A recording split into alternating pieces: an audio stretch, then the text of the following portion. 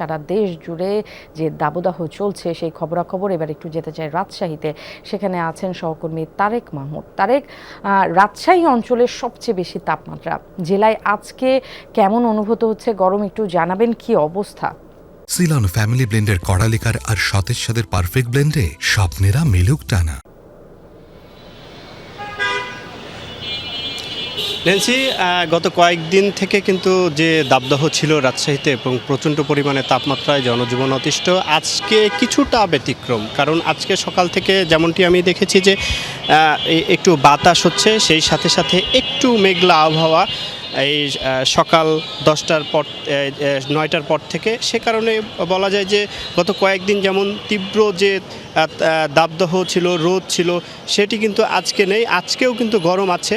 আবহাওয়া অফিসের সাথে আমি একটু আগে কথা বলেছি, তারা যেমনটি বলেছেন যে বেলা 11টায় তারা এই 36 ডিগ্রি সেলসিয়াস তাপমাত্রা আজকে বেলা 11টায়, এবং আস্তে আস্তে তাপমাত্রা বাড়তে পারে।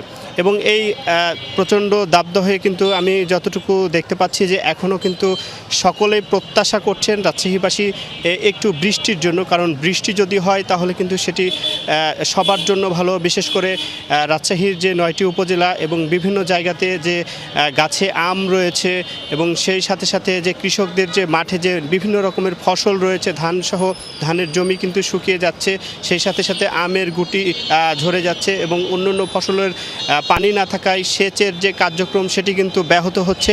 এবং সে কারণে এখন শুধু সকলে একটু বৃষ্টির জন্য অপেক্ষা করছেন। কারণ বৃষ্টি যদি হয় তাহলে কিন্তু এই গরমের যে তীব্রতা সেটি কমবে, এবং জনমনে কিছুটা স্বস্তি ফিরবে।